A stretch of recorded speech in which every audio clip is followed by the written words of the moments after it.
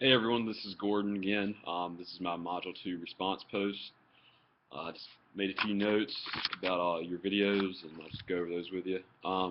Start off with Sarah.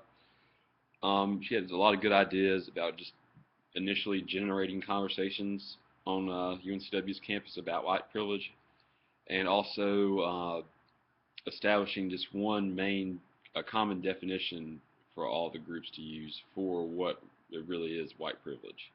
Um, I also agree a lot with you. I'm not a big social media person, so I don't have a Twitter or Instagram or any of that stuff. But it is a good idea that you wanted to start with the hashtag white privilege on social media and to use that to kind of generate some conversation and let it be known what your plans were for the discussion on campus.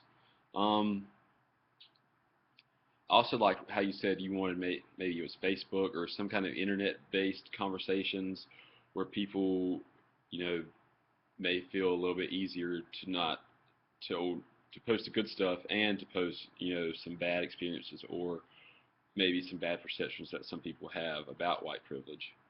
Um, I also like the idea about you wanted to maybe use UNCW's students' faces on some posters and maybe get one or two sentences about their own perceptions or life experiences with white privilege, and that would kind of just generate more of a community feel. I feel like, and would get the ball rolling with some conversations about that with students.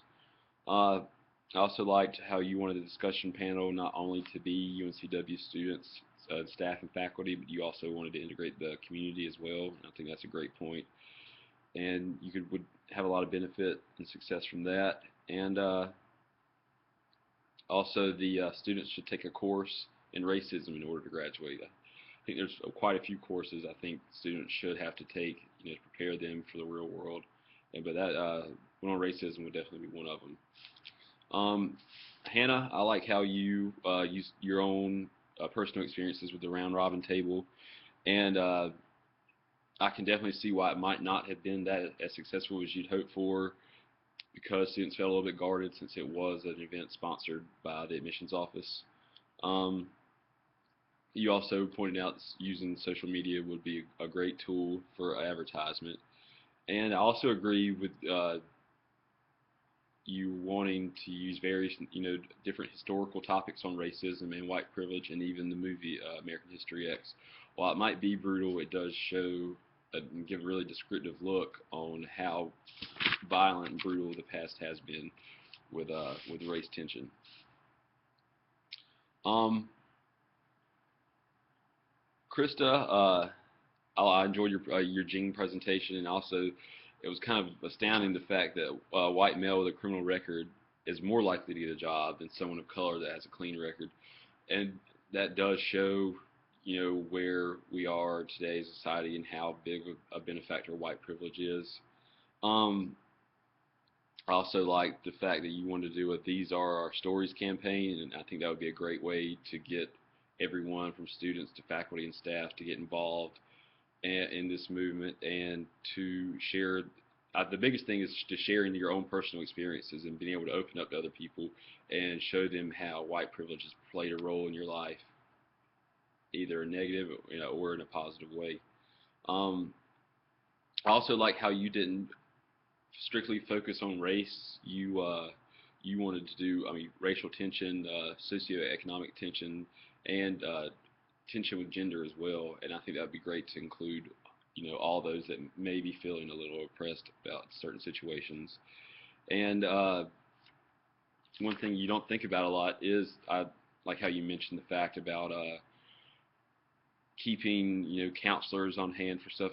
Some people it may upset them a little bit to actually talk about or hear about certain things. So it is great to always have that in the back of their mind and prepare for those kinds of situations.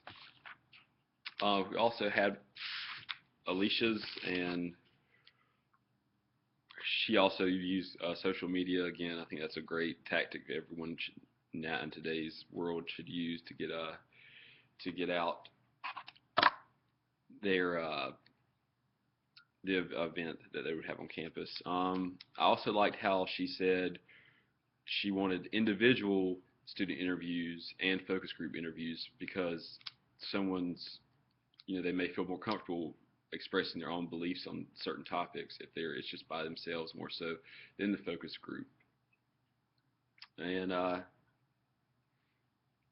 when once we I like how you said once you got the information back that you would just give the information collected out to the students so they could see and kind of see where they could grow personally or as a community as a whole with that.